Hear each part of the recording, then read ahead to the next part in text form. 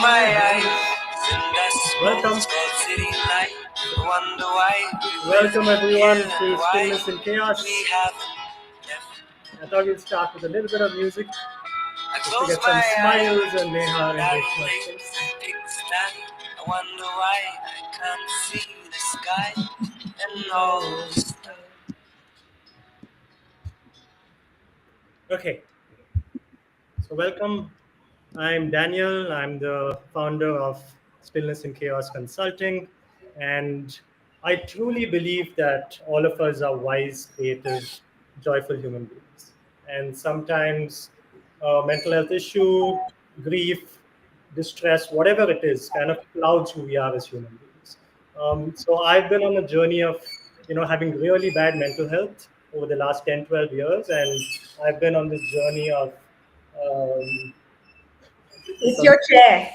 oh, it's my stay. Okay, I'll stop walking. Um, and I've been on this journey of kind of trying to figure out how to be stable and fine, and it's been an intense journey, right? So stillness and chaos in some ways is a reflection of my own journey, and I feel it's something that all of us are thinking about, right? Especially in this crazy world that we're living in at the moment. So stillness and chaos conversations that I do every 2 or 3 weeks. I speak to incredible people like Neha and Reshma.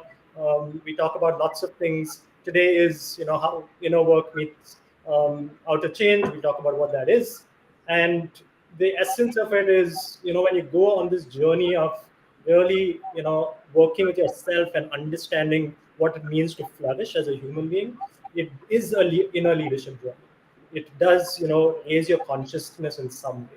So like stillness and chaos conversations is at the intersection of those three things. Okay, so for those of you who will watch this on YouTube later, welcome. It's lovely to thanks for taking the time. For those of you who will see this, are seeing it, and who are online, please put your questions, comments, reflections. Otherwise, the three of us will just keep speaking, which is also fine. But it'll be nice to kind of get your kind of response. So anyone who's here, say hi, who you are, and if you like something about us, like my shirt, which these guys say that it's not very good. Um, but Neha and Reshma, welcome. Thank you for doing this. And maybe I thought what I'll do is, firstly, how are you feeling? Excited to do this. Yeah, I'm feeling quite like pepped up. There's a certain peppiness in my, I mean, which is generally there, but I just got out of a session, so I was feeling like Okay. calm, but now I'm suddenly feeling Yep, yep, yep. Okay, good. So, um, so Neha and Reshma, both all three of us have been. We worked for 9 months, and I helped them kind of set up, launch the Kavana Practice, this incredible organization that we'll hear more about later. Um, and there are many things that we've kind of got to know about each other. Some amazing things, and then obviously like well, whatever. Some annoying things. some not so amazing things, which all makes some us all annoying. human, by the way. So Yeah, we're allowed to that's have. okay. We'll talk about that later. Okay, but so Neha, like an educator at heart, spent a lot of time in the Gandhi Fellowship, and when you see her in a classroom with kids, you're like, this is where she belongs, right? Like it's beautiful. Reshma, a speech therapist. Is that speech therapist? Did I get that right? Speech and Language. Speech and language language therapist. therapist. Speech and language therapist, also the founder and trustee of the Conservation Trust of India, Wildlands Trust. wildlife, community-based wildlife conservation organization, right? So, like very different experiences, and at the same time, both very aligned in the way they look at the world, the impact they want to do. And that's something I really appreciate. That the desire that you have to do this work is so deep that like it's kind of contagious in some way, right? So that's the first thing I appreciate. The second is, I've been a facilitator for 15 years, and I've been with like the best of the best facilitators in the world, and both of you are incredible. Like I enjoy seeing you as facilitators and just bounce off each other, and it's been a joy. So I'm hoping we'll do a little bit of that today. No, okay. And finally, there's a very close friendship and relationship that both of you have, right? And it's beautiful, and it's rare for co-founders or people who are starting organizations to have this friendship. So thank you both for doing this. Welcome to Stillness and Chaos. And what I thought we'll start off with is, maybe if you can introduce the other person, because you all know see each other well. What would you like to share about the other person? Maybe like a special memory. I don't know. Oh, wow. There's a collage of us on the screen. Since you've thrown this, I think for me, one of the, it's not just one memory. There's several memories, but I think the thing that comes to mind is that Neha and I really have a lot of fun when we work together. Whether it's the ideas that we throw up, whether it is, when we co-facilitate, it's almost, as you said, this ping pong. There's a lot of dance. There's a lot of joy. um, and one specific memory I think that I would like to talk about is that, whenever we've done things together or we've facilitated, I think there is an element of, at least I feel that, where, and this is something about Neha, that she's really, really good at caring and taking care of things. So in some way, I feel very secure when I'm with her. So I think there's this sense of she has everything under control. So there's this fun element, but also having this everything under control, which I so value, but more importantly, I also think look up to. Yeah, Lovely. Thank you, Reshma. That was rather generous. very generous because it's true. I have to, Daniel, I have to tell you this, and you might not know this, despite having worked with us for 9 months. Is I'll first set the context. I think Reshma, for me, is someone um, who lives the embodiment and walks the talk. And for me, that is, I don't see, like, oh, let me put it in a positive way. I always see her words, her actions, and her intent as a line, right? And I'll give you an example. One vivid memory I have of her is the first few interactions I had with her. We were in a car coming back from all the way like beyond Manesar to Delhi. So that was like a long They hour heart. and a half. Yeah, hour and a half, or maybe 2 hours or more. And I remember having a very uncomfortable conversation with her. Mm. And she was, now when I look back, at that time I didn't realize Yeah. this, but now when I look back, I think, oh, she was so composed, she was so poised. And it's not like she's sitting there and she's judging you. That space that she was able to provide can come only with years and years of experience of having done. And that was a very, like, to me, it was a very difficult conversation. And if I have to do this again today, I don't know how I will do it. So for me, that memory is so vivid because Reshma really just literally sat back, gave me all the space I needed, and zero judgment. And I was like, wow, this is really something that it's not about teaching social emotional skills, it's about living them. And Reshma is really an embodiment of that to me. That's very generous, Neha. I don't hear Daniel, but I only heard Reshma. Sorry, I said it's a love fest happening. It's very nice. Um, That's why sometimes I have told Neha that if, she says it to me, but I also say that if I had to marry someone, it would be Neha. Okay. Mutual admiration club. Okay. Very good. Yeah, I mean, I've seen you both in action, resonate with everything. I've seen, we've had heated arguments and, all in the passion of starting something. And, Reshma's there and like absorbing all of us, both of us. And Yeah. I totally hear you. So let's kind of zoom out a little bit. Today is about, the beautiful, like, what do you say, philosophy. There's so much depth in, compassion, karuna. I think compassion is is is like thrown around a lot, right? We hear it a lot. We think it's like this floozy kind of word. It's good, but it's misunderstood in many ways. And karuna, as it's so powerful. Just the word, it comes from so much lineage in a way. So I'd love to maybe just like zoom out a little bit. And Reshma, if you could just share, like to you, what is karuna from the Indian wisdom tradition lens? Like what comes to mind? So, thanks for asking that question. This is something that I feel both passionate about, but equally unprepared, because I'm also very mindful that I don't want to be a compassion mongerer, and there's a lot of that going around, right? So just to start off with, I think one of the things I have felt and recognized is that wisdom traditions, the moment you use these words, it's like, you have to be really walk on eggshells, and you have to be very careful what you say in this time and age, because people think it's kind of fuzzy and hocus pocus and stuff like that.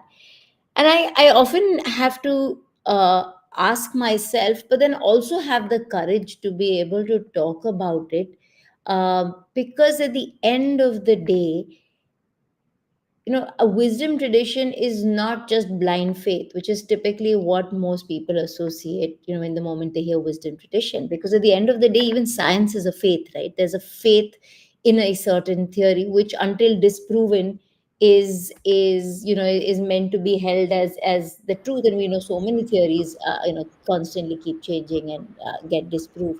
So I think from that perspective, if we are to acknowledge and if we are to appreciate a tradition of 3000 years of deep introspection and getting to know the mind, and getting to know not just acquainting ourselves with this inner world of ours, but also kind of rely on a set of tools, practices, strategies, whatever you want to call them, that help us be the best versions of ourselves, that help us cultivate certain traits and dispositions that Mm. will not only benefit us and our sense of well-being. Because I mean, come on, in our day and age, with the number of distractions and with all that's going on in the world, we all recognize that we can't control the external, but what we can control is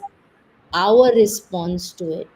And in that lies, as Viktor Frankl says, our freedom. So I think just recognizing that we have wisdom traditions. It's not just the Buddhist wisdom traditions. There are so many other lineages, so many other sampradayas that actually give us not just conceptual understanding, but really the how to in navigating um, ourselves through the various ups and downs of life, by actually saying that what you can control, what you can work on, is your own responses, your own reactions, your own, mental, I would say, default habitual patterns that either serve you well or don't serve you. And for the most part, many times they don't serve us. So Mm.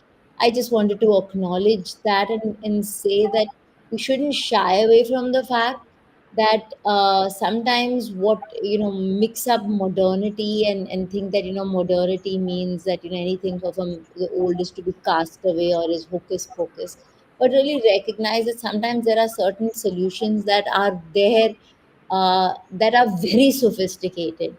And Mm. that recognition, I think, is what, at least the work that we do, draws on that for sustenance and that knowledge base.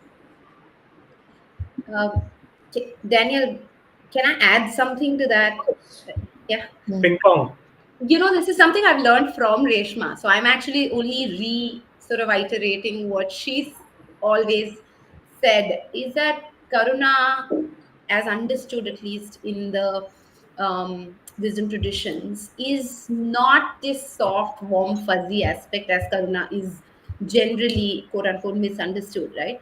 It's really talking about a courageous presence. And how do you sort of not fix something with Karuna, but how do you, I'd say, how do you meet reality of life that happens with all of us, or of all the chaos in the, and how do you find that stillness with some kind of clarity and, how do you call it, like a little bit of tenderness.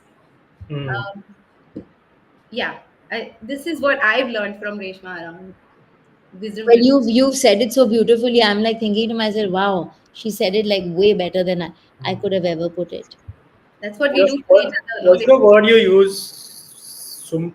What is the word you use? Suprapada, something like that. Uh, Sampradaya. Sampradaya. What does that mean? It means a lineage. A lineage. And So tradition we've is had. a parampara.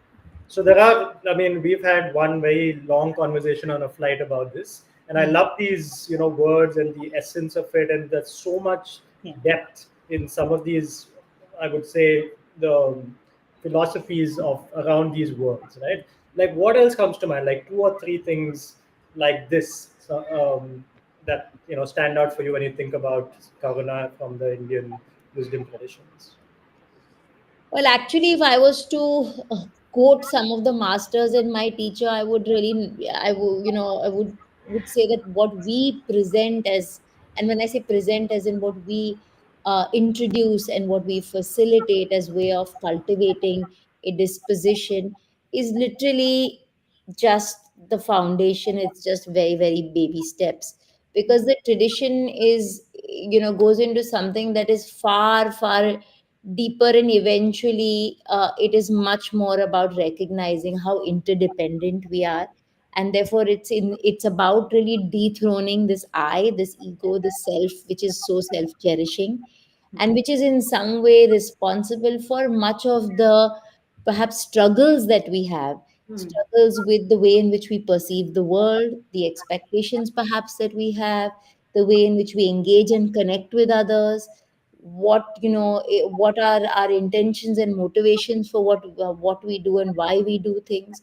So all of these in some way are very, very critical to not just the survival of me, even though I'm saying dethroning the I, but me as a part of this large community, and knowing that I have a role to play, and knowing that others equally have a role to play. And I think it's in that recognition and that understanding that Karuna plays a really important part, because what it really is saying is, as Neha said, is it's not just so much a behavior that, oh, be kind to others, and it's a value. No, it's much, much more than that. It's a way in which you are attentive, you are aware of why you do things. Hmm. And why you do things means because you begin to see that we all have a mind and we all have emotions, right? And this is not my own gyan. This is really, I'm speaking and I'm quoting and paraphrasing from what many great masters have talked about. But just like I have a mind, you have one too. Daniel, Neha has one, and so many people who we may not know have. And so the moment we engage with them, we connect with them, we do so from a perspective of and then this is the other, right? And the moment we begin to have that awareness, that it's not just me, but there is another individual, or there is another set of individuals which we might call a community, that may be impacted by what I do or what I say. The way in which I engage shifts radically. So that awareness and coming from that space of, how, what leads me, what drives me, is really what we are talking about when we talking about Karuna. All the other things are byproducts and benefits. Oh, someone says, oh, fatigue is reduced, oh, stress is reduced, oh, resilience is improved, oh, connections improved. Yes, all of that happens because the moment I can manage myself, what happens is I'm, automatically showing up in a very, very different way and engaging in a very, very different way with others. So my connections, the quality of that connection itself shifts. And I think that's really what we want to draw on. Hmm. At a very, very basic level. I mean, we want to go deeper and, move towards something beyond just managing myself and how I engage with others. For now, that's good enough. I mean, I've seen you in action, and I feel especially your guru, your your teacher. has given you a lot, right? Like he's the reason you are in the space you are. If you had to just, maybe think of him and like the gifts that he's given you, like what comes up of it? A mirror. Say more. Um, well, I think one is the opportunity to actually reflect. And this is a conversation I was really recently having with one of my teachers. I would say, experienced students who was I was having conversation with, and I Yeah, repeatedly. sorry to interrupt you. When you say teacher, like which lineage or which like Um, Hinduism, like just Yeah, so I am a student of the Buddha Dharma and following the Tibetan God. Buddhism. And again, in that there are many lineages, but I'm not going to get God. into Yeah, that. yeah, yeah. But Sorry, I interrupted your flow. yeah, yeah. So I think one of the importance when I said mirror is the opportunity to be able to see yourself. And when I say see yourself, what I'm meaning is it's not just about saying, "Hey, I have all this knowledge," or I'm listening to things very conceptually and I know it, but I'm constantly reminded that how much of it reflects in the way in which you engage with the world, in your presence, in the decisions you make, in your thought process. So often what happens is the gift that you get is when you have this mirror in front of you, even though someone may not be obviously holding it up and pointing things out, but the moment that's there, you begin to be more, I don't like to use the word mindful, but more vigilant of where your mind is, how you're responding to things. And Mm. again, I'm not saying it from the perspective of being very rigid and tight and trying to be this very good girl, but really saying, can I be, can what leads me be driven with a sense of empathy towards others? Can it be driven with with the awareness of certain truths? And in this context, I'm meaning the truths that, for example, the Buddha Dharma talks about, which is the fact that everything is impermanent in nature, nothing lasts. But at the same time, if there is something that's not so nice, that also won't last forever. So it's kind of to know that there is this up down, There's a balance. Yeah, to know that things are unsatisfactory, right? yeah. And that emotions will cause these ups and downs, and so just knowing that unsatisfactoriness is itself gives you an immense sense of, I would say, fortitude, and also a sense of knowing that things are in your control. And that's really where, and I'll only stop at these two. It talks about Yeah. a lot more, but these two are really what also the programs that we work with, the compassion based pedagogies, actually help to deepen this perspective change, right?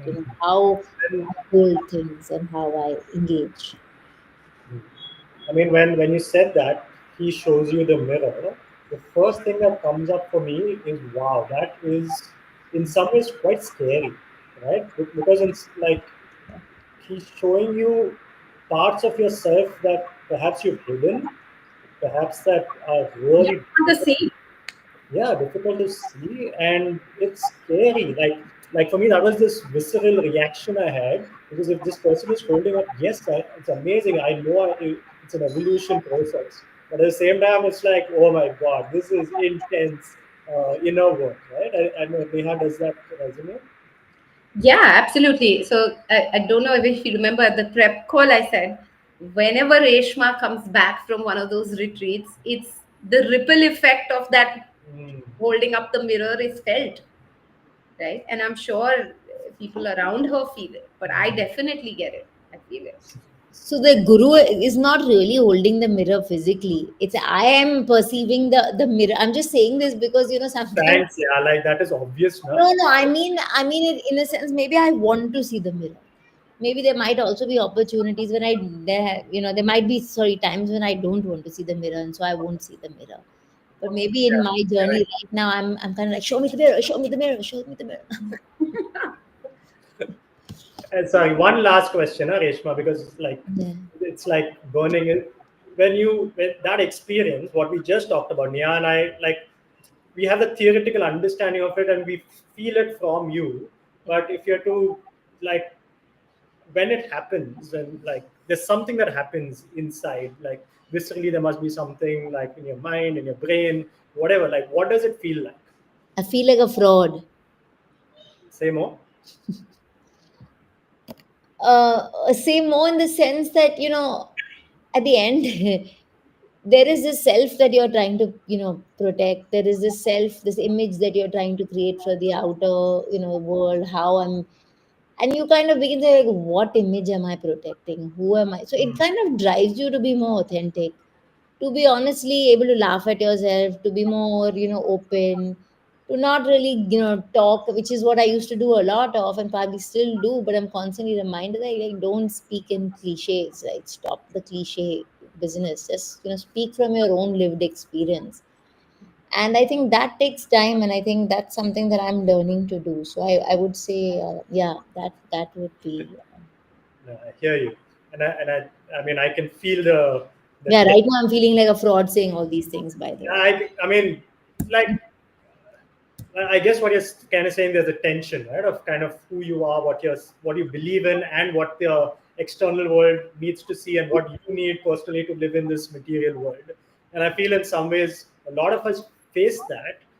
So we kind of are connected that way, obviously at different intensities and so on. So thank you for that. I mean, there's so much here. I loved gracious presence that Neha you said, like Reshma, what you talked about the modernity and recognizing that there is a lot of sophistication in the wisdom traditions. This mirror thing that we just talked about, incredible, like very very like discombobulating maybe sometimes, Yeah. incredible. We know that it just takes us, just from a consciousness point of view to the next level, right? So, I know the work that you do is really underpinned by a lot of research and neuroscience, and finally now neuroscience is catching up to something that we know like for thousands of years, right? So, like I feel you're through the Kavana practice, you'll have there's a beautiful like weaving of the Eastern and West, or rather the wisdom traditions and the neuroscience and that, and which is really important. And maybe Neha, I'd love to ask you on the other side, like how do you look at Kavana compassion from um, the neuroscience world? I think, Daniel, even before I answer that question, and this could be for people, let's say, who are watching this or are perhaps going to watch it later, it's important to understand how the mind works, right? And how, let's say, forget about the mind. Okay, let's say the brain and the mind body connection. What happens? What are we like? What is the role? What are we supposed to do? I think we all know that the nervous system is, in some ways, for generations, right, trained to be in the survival mode, and to know that the brain knows that I'm supposed to be sort of in that activate the threat mode when there is a threat or perceived threat. But I think when it comes to compassion training, one of the things that we have been sort of advocating for is really how do you proactively move from that, feeling that threat mode in your body and in your brain to what Reshma said, the connection mode, right? And therefore, from the perspective of neuroscience, compassion is really a trainable psychological state. It is something that all of us can achieve. It activates parts of the brain that are associated to, let's say, emotional regulation or perspective taking or resilience. And all of these skills in today's world, as we know it, where there's so much chaos, is important, right? And Critical, essential, all these. Yeah. absolutely, right? And the unfortunate part, Daniel, is, and this is something that I've been sort of talking about this in my own little bubble, is that, oh, I love that commenter. Okay. Now Uh, you're doing it. is the fact that no school, no organization, there's no place where one can go and actually learn all of these skills. Mm. And on one hand, we're saying it's a trainable psychological state, but where is the training? How do I access it? Where do I access it from? And you know, how do you, how do you, what I'm going to say is, because you spoke about that tension, Yeah. how do you hold the polarity of um, wanting to be, let's say, polarity of wanting to connect because that's a deep human need, Mm. but also keeping my checks and balances of the alarm system, which is the threat mode, which is an important role, which plays an important role in our survival. How do I hold that polarity and manage it, not get rid of it? So the point is not to say, okay, acha, Yeah. forget, now you don't need to be in the threat mode. No, we need that for our own survival. So how do I hold that in a way that I can do the dance and choose which one do I want to operate from, rather than letting the external circumstances drive, and whether it is learning, whether it is performance in organizations, whether it is safety in relationships, all three of them will take place only and only when there is that sense of safety, right? And neuroscience with compassion really helps you to, it's almost like ancient wisdom plus this modern biology understanding Yeah. can help you just access these tools that can, that you can actually use Yeah. Yeah. to bring stillness in chaos. Yeah. I And no, sorry. you. No, I was going to say, I was going to add, and I said Neha's really ended it very beautifully because, in and of itself, neuroscience, wonderful, okay, this is what's happening and this part of the brain is lighting up. But it doesn't tell you how to deal with the issue. And Mm. that's really where the training of these particular dispositions, that Yeah. is, how do you, if there is threat, or Yeah. if there is a certain sense, what is it that you can use, or how do you deploy your attention differently?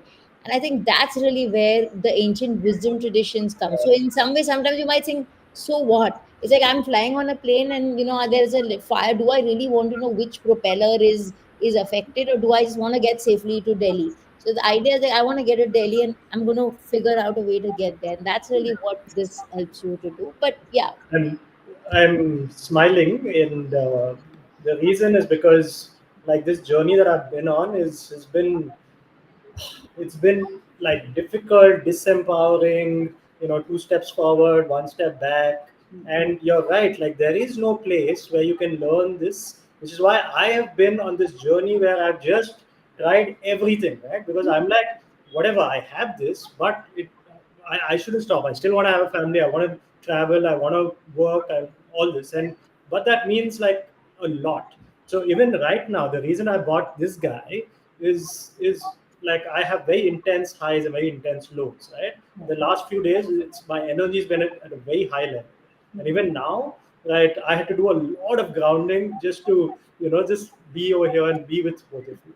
So like Po is one of the things that I hug when I feel like I need to regulate my nervous system. So totally, like I feel that a place where you can learn the skills of how to take care of your mind, body, and soul in a structured way that also honors the wisdom tradition. So it's not just one or the other; it's beautifully intertwined. Is something that I feel we need. Um, this may be biased, but I feel like everyone should come to the Karana practice. There's a lot of cool work happening. You should like get lots of work. Yeah, if you're a business, you should get them. If you're at school, if you're an educator, please come and ask Neha and Reshma what they do. I really feel it's going to be transformational for anyone because it's not easy to go Yeah, through. and I just want to say one last thing, Daniel, is that we haven't created this. Okay, Yeah, so we don't want to give people the impression that this is a Neha Reshma program. This yeah, is, I mean, as you rightly said, neuroscience is just catching up. A, B, this has existed. What we are really fortunate to be providing is a Mm. structured way and making it accessible on how to cultivate these skills, right? And that's what makes our life worth sort of, or our work worth doing, because Yeah. wow, that gives us meaning. Yeah, and also as Neha says, right, because this is agnostic of, any specific faith. And when I say faith, whether it's a spiritual faith or whether it's a faith in science or whatever, the Or point no faith. or no faith, it says that, hey, listen, we all have a mind and we all have similar, dispositions and or habitual patterns, and it's about saying, how can I have a certain toolkit that will help me to address, and more importantly, I think it's important for us and I want to make this distinction, is that the brain and the mind are not the same thing, right? The brain could be like the hardware, the computer, and the Yeah. mind is the software. Because what interprets the pain, what interprets this is good, this is bad, I'm feeling sad, I'm feeling, it's the mind that interprets, the brain. Is that what Sakshi is? Sakshi is being witness, Witness. right?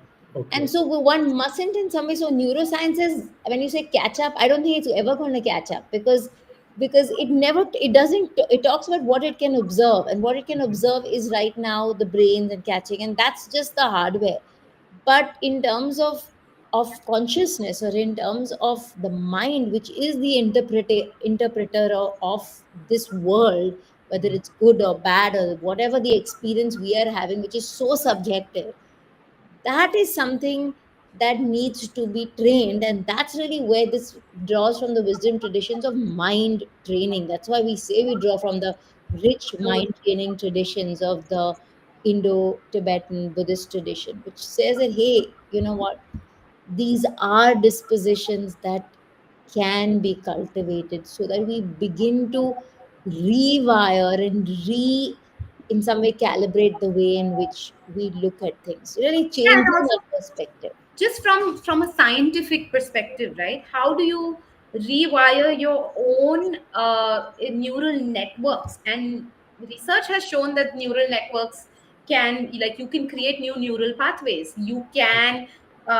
prune or cut the old pathways. That So don't serve, yeah. it's I don't know if you've heard of this, Daniel, but neurons that fire together wire together. Yeah. And so therefore it's important that we cultivate these new practices, and build a consistency in practicing these skills, so that new neural pathways get established. And what it does is, it's really like an inoculation, right? A doctor would take certain set of inoculations if they were going into the hospital where they were dealing with many infectious diseases, or like a kavach or an armor.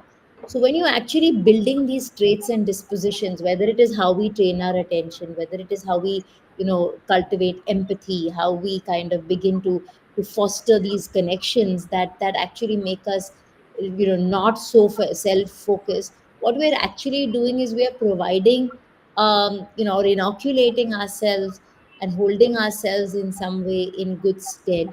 uh, So, Yeah.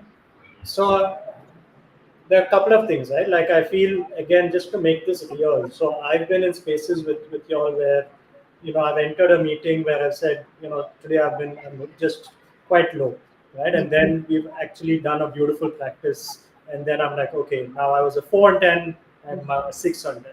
Then there have been times when I'm like jumping around like a bunny, and I'm like, can you like whatever do a centering grounding thing, and then y'all do this beautiful, and it just like it has such a beautiful impact, right? And I feel it so much, especially from the two of you. So if I could take all that we've spoken about, which all of us know it's theoretical, there's lots of research, and we get it at some way. And if you have to flip it and go to the self, like if I had to ask both of you, how has this work impacted you at a personal level? Because you've had like I know y'all have had massive chaos in your life, right? And being practitioners of this, um, like I'm just curious, like, and this is where like feel free to be as vulnerable as you want, and yeah, because even people who are masters of this don't find it easy. So like you know anything that comes up, like how has this work impacted you at a very personal level? or supported you in your difficult times, whatever it is. I can actually go on that, and um, because that's also one reason why I do what I do.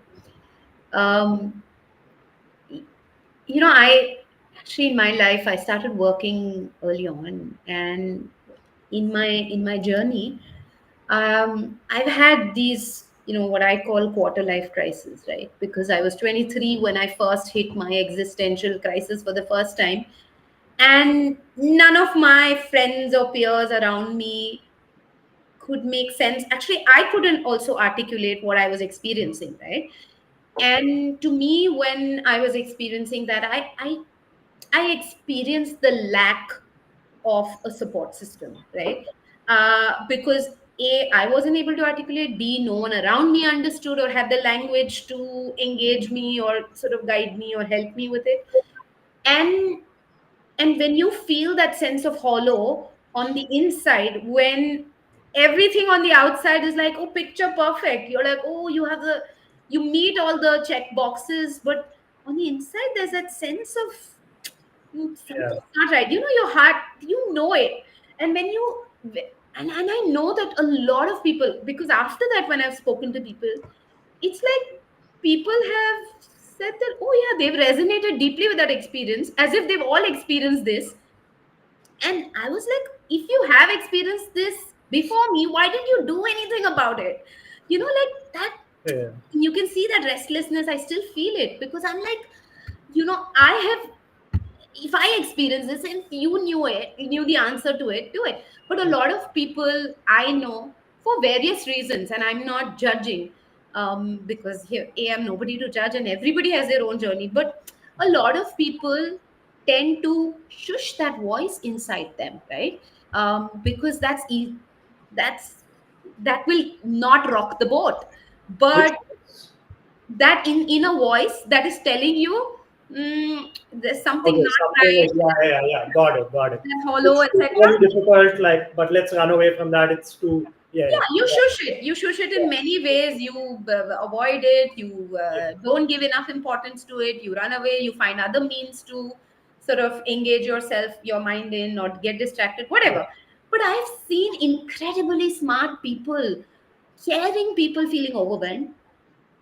We have experienced, because we worked in a school context, we've experienced children, and my own daughter I have seen, she's all of 5, but her emotions are bigger than her own body size. And then I've seen adults who are constantly on, even when there is like nothing wrong. And despite knowing all of these things intellectually, I feel like we're not doing anything about it. Okay, because we don't have access to the right sort of structured way of doing it. But once I was introduced to this, it was almost like a headless chicken, but now found its head, or met with its whatever soulmate, in a way that I feel I feel in my own journey that I have, that restlessness is a little less for myself, because I feel like I have reached a point where I could find the answers and I could work on many things. And I'm not saying I have all the answers, but to work on myself, I could make some headway. mm, So now the restlessness is still there, but the urge is now to share it with others, to start to talk about it with others, because it's like, oh, it's almost like when you have found something that is so useful, you really want to just share it with others. You just want to take it to others because you're like, this works, dude, this works. Just, yeah, try it. Like, that kind of. yeah. I mean, I was like, again, viscerally hit when you said you felt hollow, right? It's a powerful word. And if I had to ask you now, do you feel less hollow? Oh, I don't feel that whole. It's Oh, a strange. really? Yeah, it's a little bit of a that stranger feeling. I do feel, there are times, I'm not saying that I'm feeling all Yeah. whatever, right? I have moments of doubt. I have moments of failure. I have moments of mm, questioning, but rarely do I have moments of feeling meaningless in life. And when I say hollow, that hollow was also coming from a sense of in some ways questioning my own purpose. What am I doing? Right. Why am I here? You know, those kind of existential questions. You do get existential questions of, oh, is this the work I want to do? How do I want to do it? You know, all of those deeper questions, yes. But, and that is something Reshma and I keep sort of going back to all the time. But what is important to acknowledge is that the movement I've had from feeling that sense of, not knowing what to do type of a thing to mm, feeling anchored in something, Yeah. and then figuring out your or navigating your way through the uncertainties of life. No, I love that. I mean, it's almost like progress, versus perfection, right? As long as there's progress, like there's no way you can perfect it probably in many lives. So thank you for that. Thank you for that share.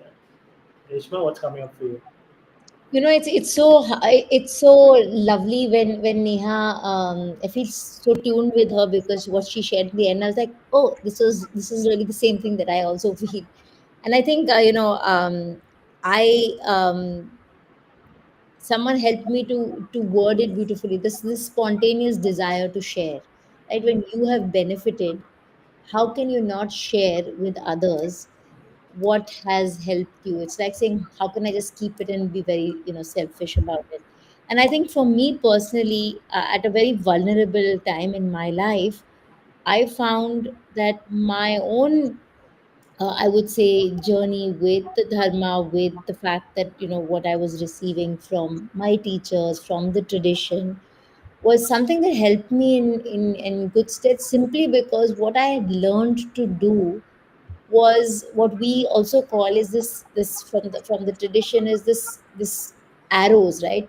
There is already a one arrow that hits you because there's an external set of circumstances, could be catastrophic, but whatever it is, that's something you can't control. But the story we tell ourselves, or the narrative that we in some way keep building, and then we become that story, and then that kind of really in some way cements itself, that is the second, third, fourth, maybe even 53rd, 37th, 99th arrow.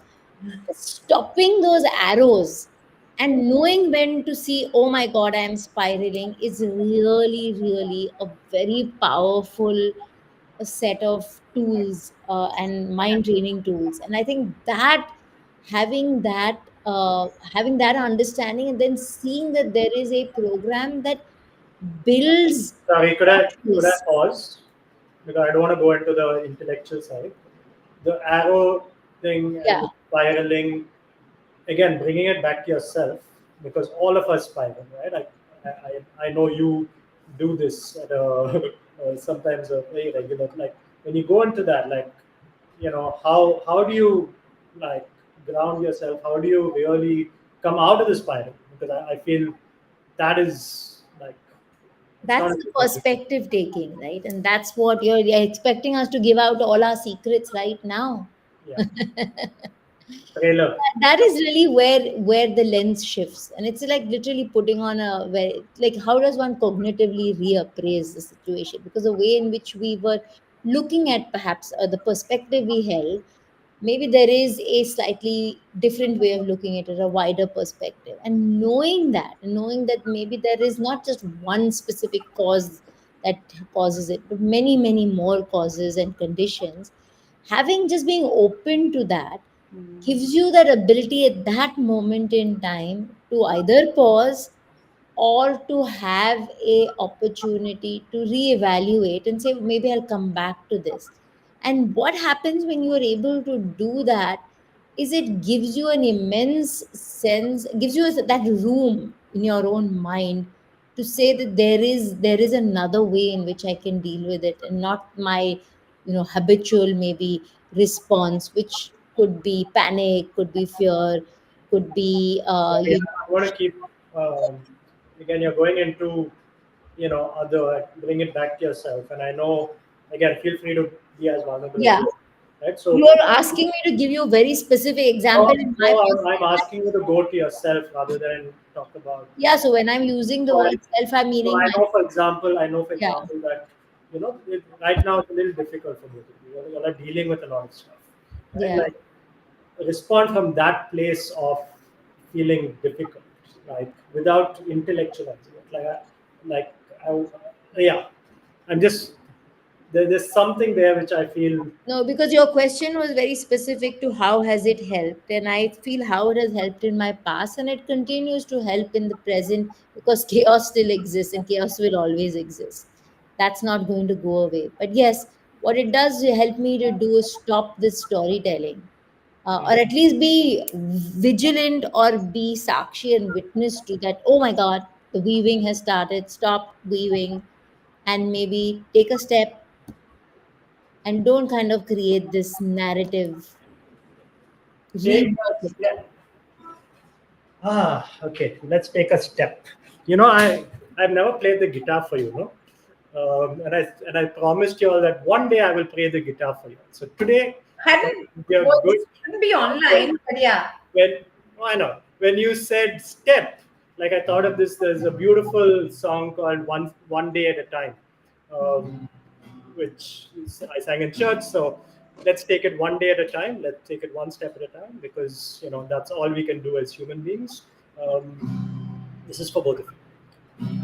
I'm only human. I'm just a woman. It's actually a man, but in this case, woman. Help me believe in what I can be and all that I am. Show me the stairway I have to climb. Lord, for my sake, teach me to take one day at a time. One day at a time, sweet Jesus. That's all I'm asking from you. Lord, give me the strength to do every day what I have to do. Yesterday's gone, sweet Jesus, and tomorrow may never be mine. So help me today, show me the way, one day at a time.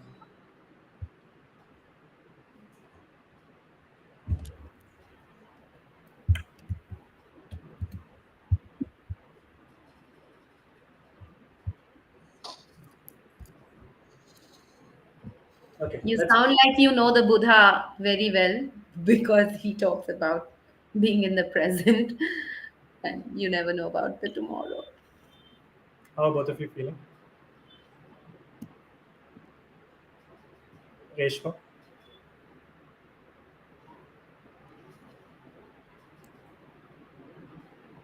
Mm, I think I'm just absorbing things right now. So, Neha? Sorry, you were going to say something else. no, no. Okay. Before you did the song, I had like my mind ta ta ta ta ta ta ta ta. Ta. And after you've done the song, I'm feeling like, yeah, I'm just here in the present moment. I'm happy. It's another emotional regulation technique that I use. Absolutely. Okay, so I feel we've spoken about the essence of your work in the Kavana practice, right? So I know we're going to speak about the Kavana practice, but essentially we've talked about the Kavana practice like for the last 54 minutes. Um, so anything that you'll want to say about what you're doing at the moment? What your offer is to the world, where you are, what's your aspiration, and maybe we should end it on that note.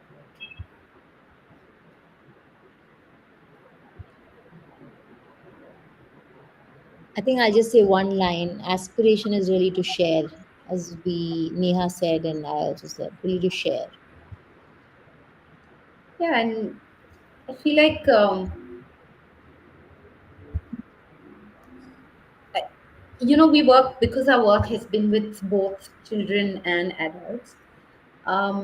This is one thing that I've now come to realize is that it's not rocket science, but now hold very deeply is that as adults we're all sort of trained, we have our patterns, we've picked up from our life experiences many things.